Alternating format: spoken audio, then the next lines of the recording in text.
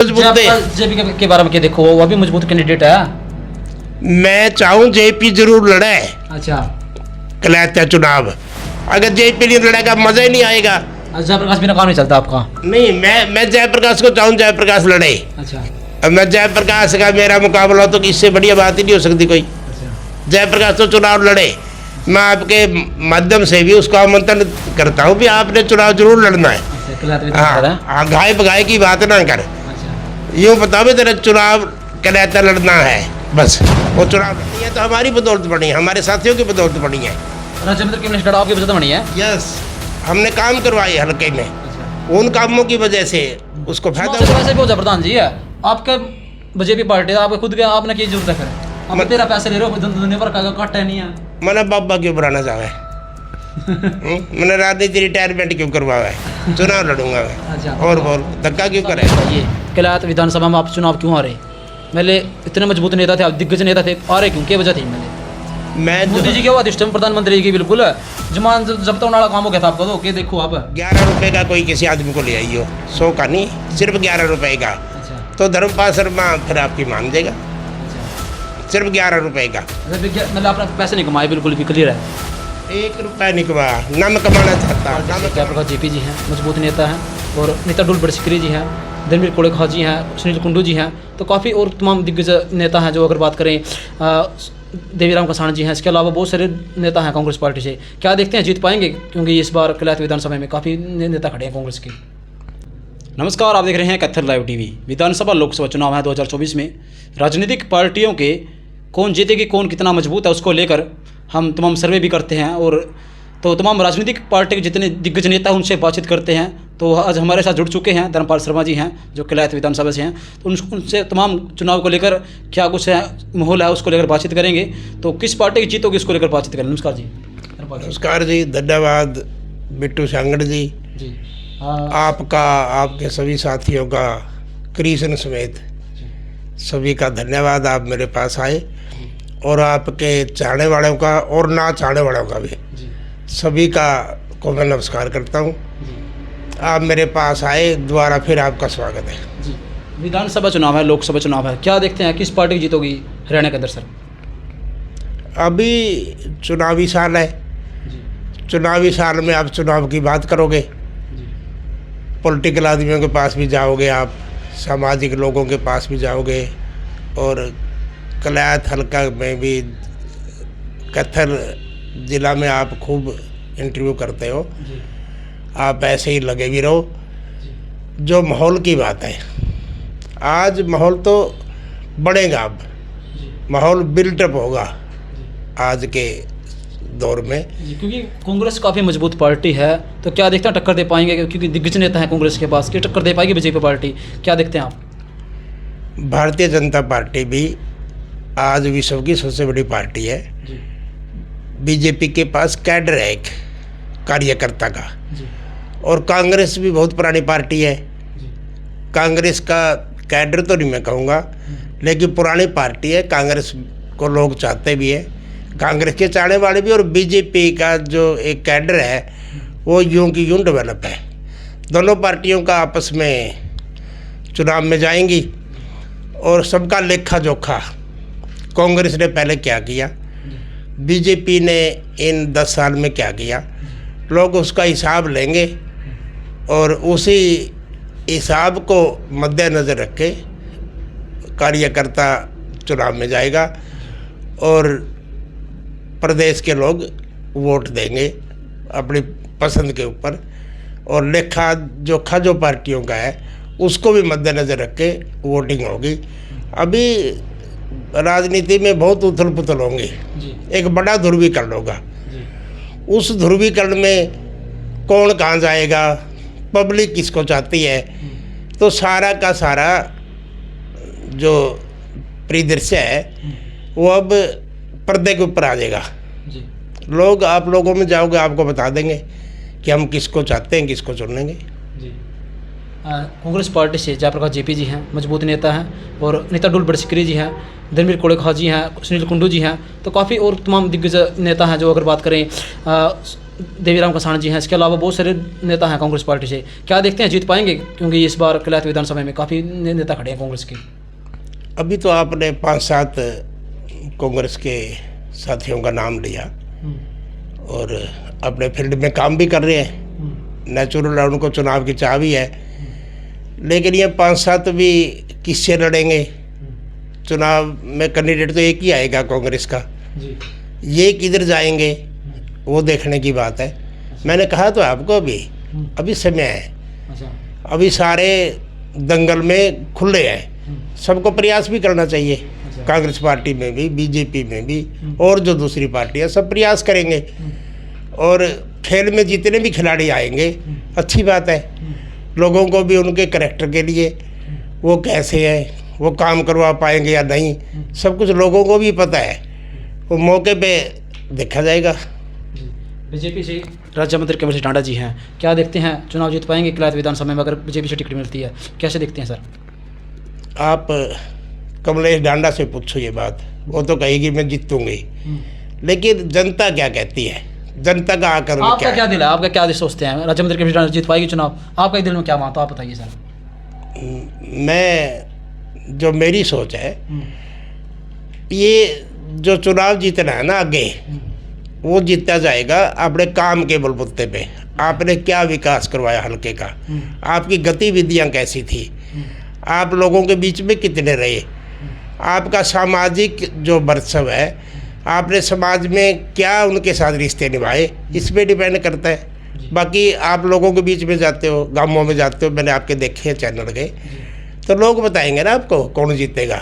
धर्मपाल शर्मा क्यों बताएं? धर्मपाल शर्मा तो खुद उम्मीदवार होगा। तो मैं बीजेपी पार्टी से हो गया क्या, आप आज़ाद लड़ोगे फिर आप? मैं किसी पार्टी की बात अभी नहीं करूँगा, मैं किस पार्टी से लड़ूंगा। मेरे साथी, हमारी टीम है, वो फैसला लेगी मैं किससे लड़ूंगा। मेरा निजी कोई विचार नहीं है, मेरे साथी जो राय देंगे वो मौके पे देखेंगे किस पार्टी से लड़ना है तो चुनाव लड़ना ही है। आप लगातार राज्य मंत्री कमलेश डांडा पर आरोप लगाते हैं कि कमीशन को लेकर के इनके मामले चले हुए हैं, किसको लेकर क्या कुछ कहना चाहोगे? मैंने तो खैर खास आरोप नहीं लगाए। आरोप क्या है ये आरोप मैंने लगा दिया, मान ले किसी और नेता ने लगा दिया, ये तो छानबीन आप लोगों ने करनी है ना। ये प्रेस का 1% कमीशन है, उसका 3% कमीशन है, कहने के जो काम को लेकर सिर्फ कागजों में काम है, ग्राउंड पे काम नहीं हो पा रही। क्या देखते हैं, मतलब क्या मैं सिर्फ या कमीशन को लेकर जेब भर रहे हैं अपने सभी नेता, या क्या कुछ कहना चाहोगे? राज्य मंत्री कमलेश डांडा पे आपने भी आरोप लगाए हैं, आप कहाँ तक सहमत हो आप इस बात में? कितना मैं धर्मपाल शर्मा प्रदेश का उपाध्यक्ष था भारतीय जनता पार्टी का जी, और मैं 2014 में उम्मीदवार भी था। मैं 1125 करोड़ रुपए कलैत हल्का में लेके आया। जो आप कमीशन की बात कर रही हो ना, कोई एक भी साथी आपको ऐसा नहीं मिलेगा पूरे हल्के में कि धर्मपाल शर्मा ने 11 रुपये 25 पैसे भी खाए हो। ऐसा आपने बिल्कुल पैसे नहीं खाया है। धर्मपाल शर्मा जी, आप राजनीति क्यों करते हो? क्योंकि समाज सेवा वैसे भी हो सकती है, तो क्यों जरूरी है वैसे? ये जो टॉपिक है आपने, ये बहुत अच्छा टॉपिक है। बस समाज सेवा तो वैसे भी हो सकती है, बहुत समाज सेवा करते हैं लोग, लेकिन अगर आप प्रदेश का और विशेषकर हल्के का, जैसे मैं कलैत हल्का की बात करता हूँ, अगर आप विकास कराना चाहते हो तो उसमें राजनीति ज़रूरी है। मैंने आपको एक उदाहरण दिया था, एक साधु, बड़ा सन्यासी, कोई सामाजिक आदमी थोड़े से इलाके का भला कर सकता है, और अगर कोई चुना हुआ आदमी, पॉलिटिकल आदमी, जो उसने सपना संजोया है, जैसे हमने सपना संजोया कि हम कलैत हल्के का विकास करें, चहुमुखी विकास, उसमें मेन विकास जो हमारा ध्येय था, हमने जो रोड मैप बनाया था, वो था कि हम कलैत को औद्योगिक रूप से एक बड़ा क्षेत्र बनाए, इंडस्ट्रियल हब बनाए, जिसमें हमारे युवा को रोज़गार मिल सके और हर हाथ को काम मिले। उसके लिए हमने कलैत हल्का को डी कैटेगराइज करवाया, डी कैटेगरी में पिछड़ापन जो होता है ना, तो उसमें हमारा जो ध्येय था, हम हल्के का विकास के साथ साथ हमारे युवाओं को रोज़गार मिले। आज हमारा युवा दर दर की ठोकरें खा रहा है, चाहे कांग्रेस पार्टी का राज रहा हो, चाहे बीजेपी का भी राज है। तो इनको रोज़गार की एक गारंटी हो। मैं कम से कम कनायत हल्का में तो एक गारंटी दे सकता हूँ कि हम युवाओं को रोज़गार देंगे अपने बलबूते पे। इसको एक औद्योगिक क्षेत्र स्थापित करके अपने बलबूते पे देंगे। जो मेरे ऊपर से लेके जितने भी नेता हैं चुनाव के अंदर लाखों रुपए लगाते हैं, आपने पता ही है, और लगाने के बाद वो सबसे पहले अपनी जेब भरेंगे, ठीक है, और उसके बाद जेब भरने के बाद थोड़ा बहुत काम करा कि ऊपर तक कागज काम रहा है। क्या देखो आप या सिर्फ आपने एक बात सुनिए, यथा राजा तथा प्रजा। किसी भी अधिकारी की हिम्मत नहीं होती अगर राजनीतिक लोग ठीक हो, अगर उनका नुमाइंदा अच्छा है, वह ईमानदार है, कोई अधिकारी हल्के में प्रदेश में पैसे नहीं ले सकता, रिश्वत नहीं लेगा वो। तो ये तो सारा बंदर बांट है। ये बहुत बड़ा खेल है राजनीतिक लोगों का। सारे जो आप कह रहे हो घर भर रहे हैं, एक पैसे की भी तो सीमा होगी। क्या करेंगे इतना घर भर के, वो क्या काम आएगा उनको? ये पॉलिटिकल फंड है। राजनीतिक लोग जो कर रहे हैं ये लोगों का पैसा है। लोगों को पैसे को अगर यूँ आप इकट्ठा करोगे तो इसकी सीमा तो कोई है नहीं। ज़्यादा आपने काम कराया या फिर राज्य मंत्री कमलेश डांडा ने काम कराया आपसे ज़्यादा? ये सवाल आप कमलेश डांडा से क्यों नहीं करते? जी आप बताइए, आपने क्या?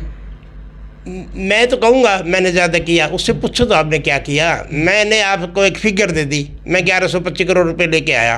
राज्य मंत्री कमलेश डांडा ने कितने लगाए हैं? उस पर 100 करोड़ की फिगर पूरी करा दो, मान दूंगा। अच्छा, गारंटी है? गारंटी तो आप देखो ना, आप फिगर रहे हो। अच्छा, आप इकट्ठा करो।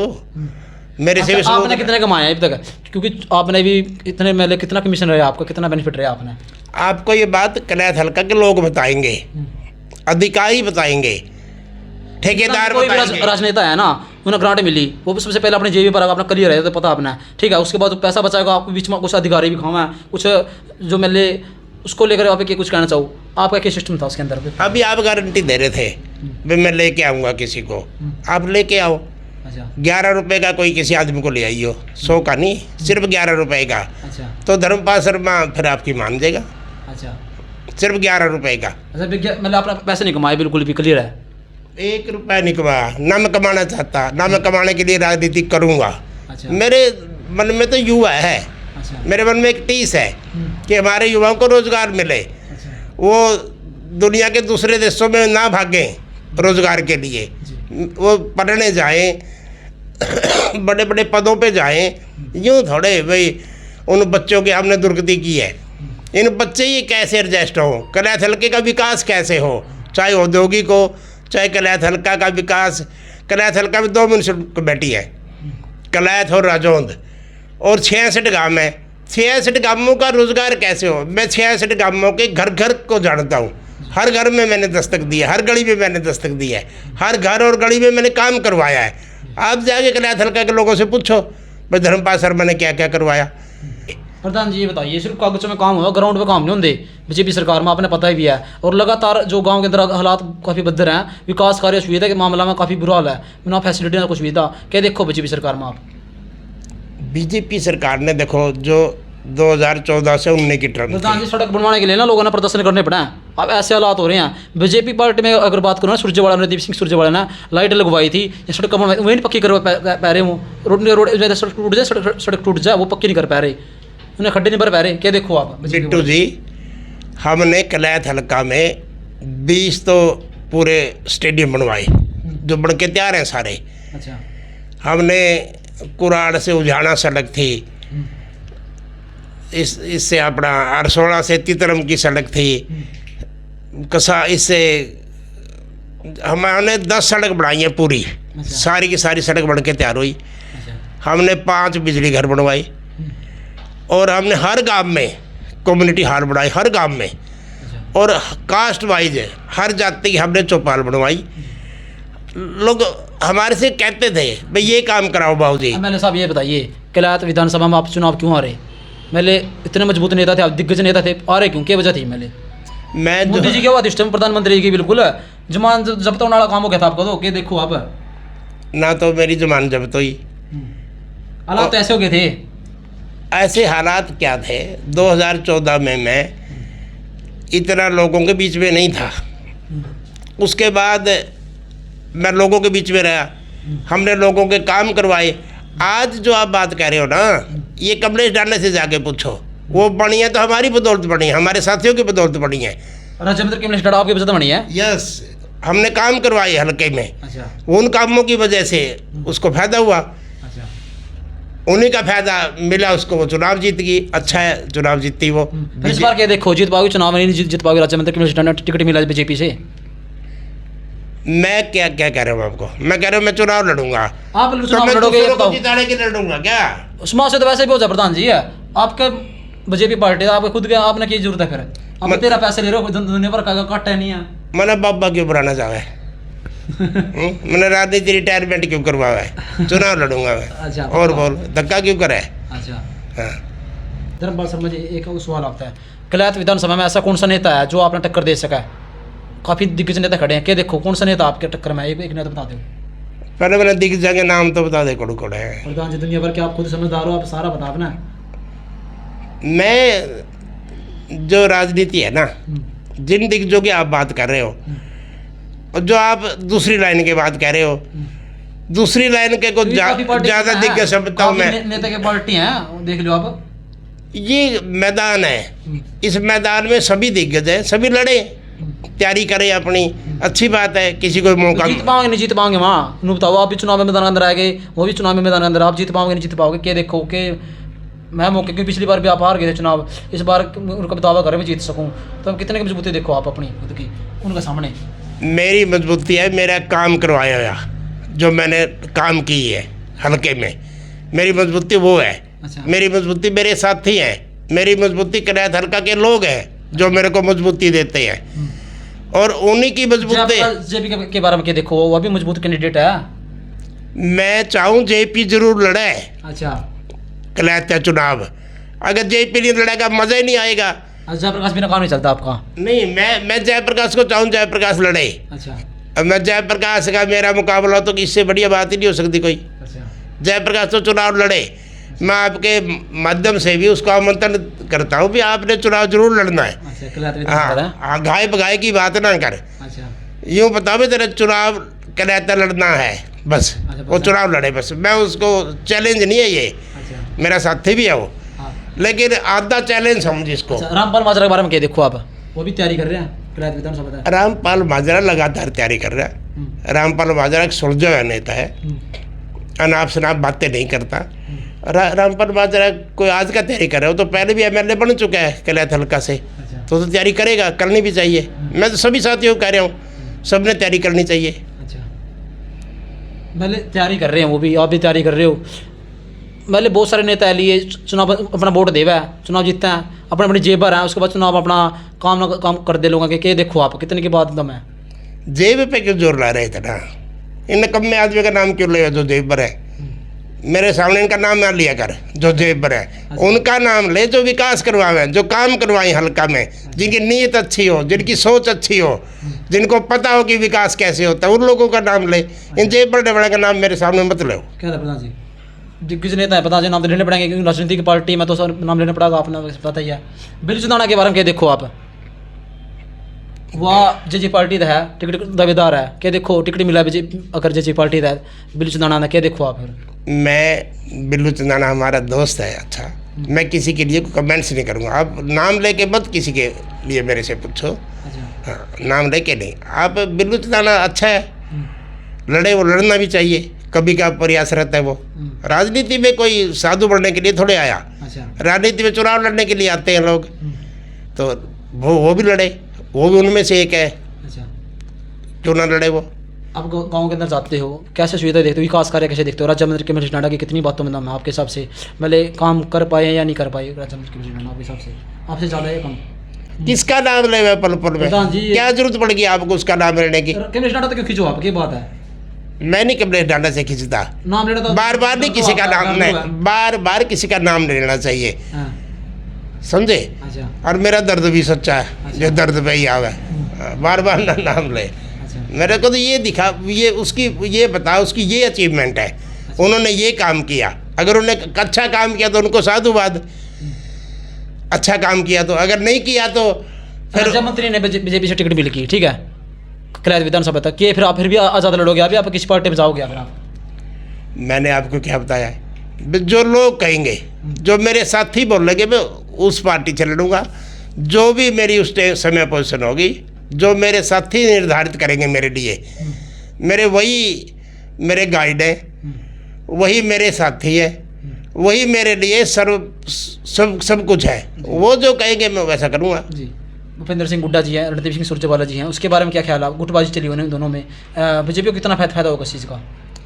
भूपेंद्र हुड्डा कांग्रेस के बड़े नेता हैं जी और वो 2 बार मुख्यमंत्री रही हैं। जी मैं उनको क्रिटिसाइज नहीं करूँगा, वो मेरे अच्छे दोस्त भी हैं। जी रही बात रणदीप सुरजेवाला की, रणदीप सुरजेवाला का कांग्रेस में बहुत बड़ा स्थान है, अच्छा वो पार्टी के महामंत्री हैं, तो वो भी प्रयासरत है। मैंने आपको कहा तो ये दौड़ है, राजनीति की दौड़ है।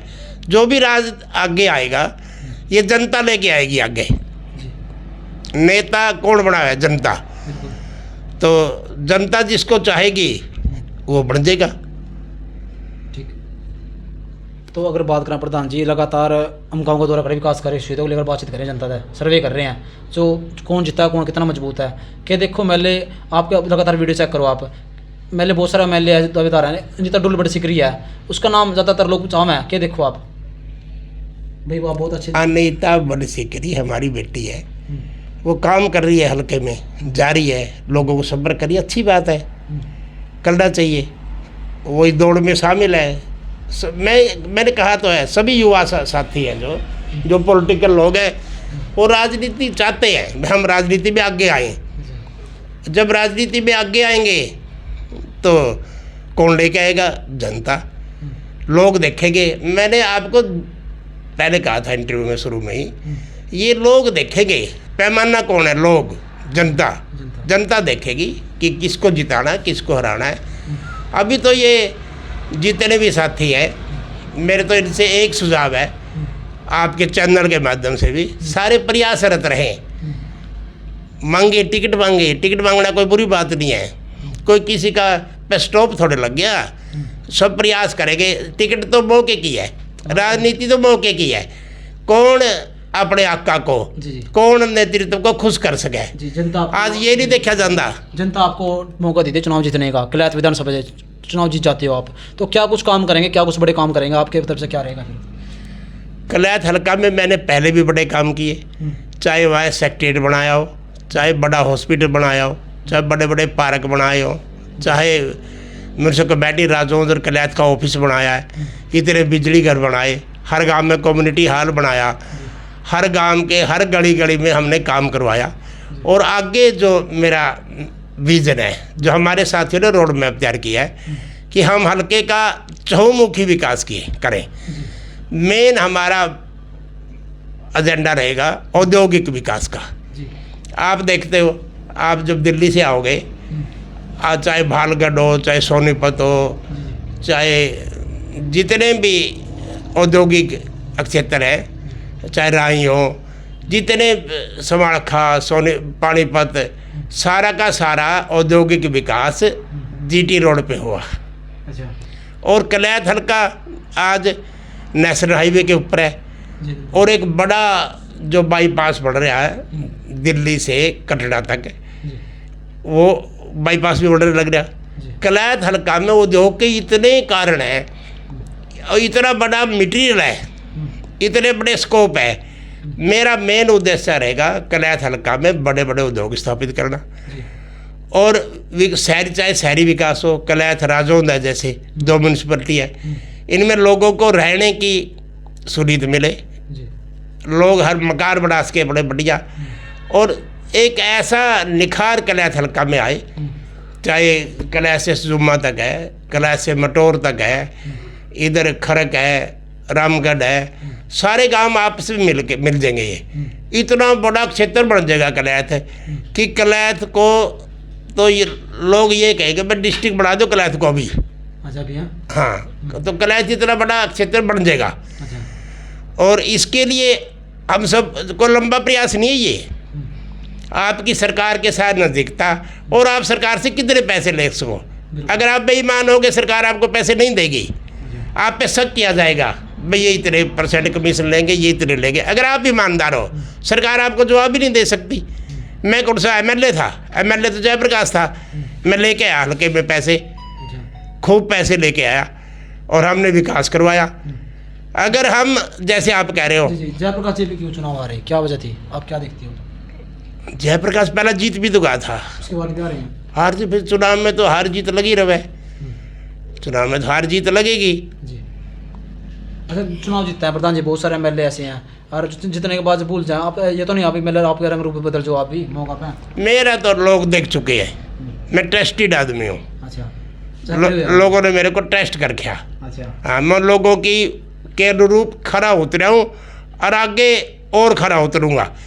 मैं ऐसा विकास करवा सकता हूँ जो मेरे मन में है, तो वो विकास मिलेगा नहीं। दूसरे 90 के 90 हल्कों में कलैथ हल्का पिछड़ा हल्का था, हमने प्रयास किए, हम कलैथ को एक तस्वीर में लेके आए। कलैथ हल्का पिछड़ा हुआ था सब सारे हल्कों में, हमारे लोगों को ढोया जाता था। अगर चौटाला की सरसा रैली है तो वहाँ, भूपेंद्र हुड्डा की रोहतक है तो कलैथ हल्का के लोग, जो भी राजनीतिक पार्टी के लोग थे कलैथ हल्का को मिसयूज करते थे। हमने उस रवायत को बदला।